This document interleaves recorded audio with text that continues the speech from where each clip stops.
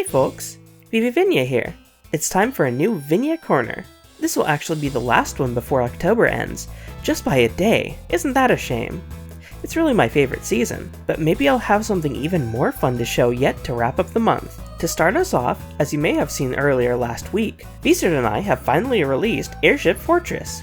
It's a stage the two of us put a lot of love into, and I couldn't be happier about the response we've been getting about it, and specifically its gimmick.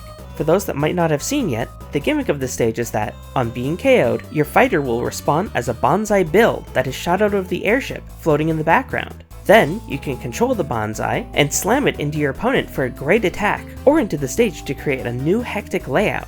I was going to talk a bit about the design and process of making this stage, and I actually got a comment about just that last time, from LM Angel. They're asking about how the mechanic works and how we came up with it. And to answer that first question, I'll read VVizard's response, since he did all the coding. So what's happening is, the game identifies who just died, and grabs their ID. Then the airship fires the shot, and all of that.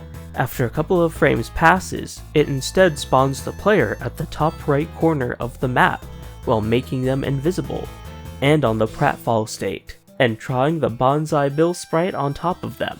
Then the game just reads their inputs and passes them to the bonsai article, changing its direction and such. Thanks for helping out with that, friend! As for the origin of the gimmick, well, it sort of started from deciding on a home stage for Bullet Bill. Airship Fortress's music is essentially Bullet Bill's theme in my mind, so that song had to be used for his trailer. And since we got permission to use the awesome remix by Penman Music, we decided that we had to make a stage for it. One of my favorite things is designing stages with gimmicks that give the player a unique amount of control, which totally changes the way they play.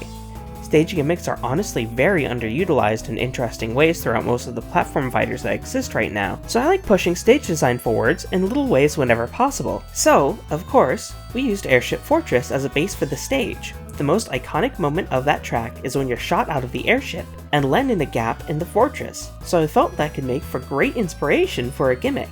Mario Kart DS was also the first game to let you transform into and control a Bullet Bill, which is something we could call back to.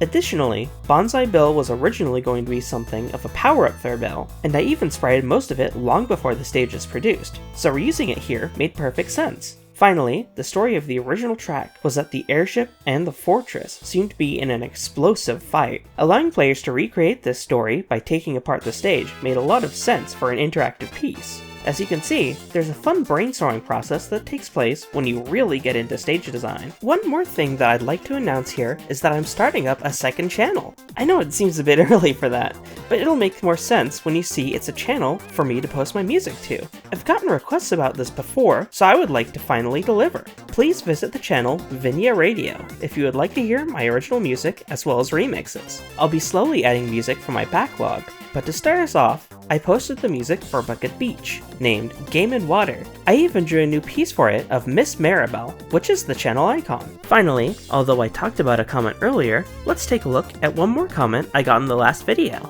So, one more comment, of which this one comes from Dash, who is talking about the Yaroze PS1, which, yeah, actually, I am familiar with Yaroze. It's super interesting. I've known about it for a long while, but I actually haven't gotten around to trying out any of those games. But like the whole idea of it is super interesting. For reference, this was back in the PS1 days. You could get a black PS1, which was essentially a development kit for the system, and you would be able to like actually develop like PS1 games utilizing it. And what a lot of people would do with that is that they would send the demos of what they made to the Sony or whoever, and those games would actually be printed onto like demo discs at the time, which that was a whole thing, was demo discs in the PS1 era. So they would actually have their games printed and like have it as like a physical release alongside like the newest demo for like, I don't know, Spyro or something. It's crazy. It's really crazy to think about it. It's such an interesting aspect of a bygone era that I really love. I'm personally not like the most versed in that Yaroze content, but there is a YouTuber that I like to watch. His name is Kid Icarus, and he made an absolutely hilarious and very informative video about the Yaroze, and I'll link that video here. So if you're curious about it and want to learn more, or just are in it for a laugh, definitely go check that out. Thank you for commenting, Dash. Well, that should be the end of this corner. Thanks for sticking around. Since I have the chance to, I'm going to see if I can try one of those end card thingies real YouTubers use. So, if this worked, you should be able to click on either the Net Yaroze video by Kid Icarus, or on the video for my song Game and Water. Of course, both videos will also be linked in the description. Until next time, I wish that you have fun. Goodbye, and happy Halloween!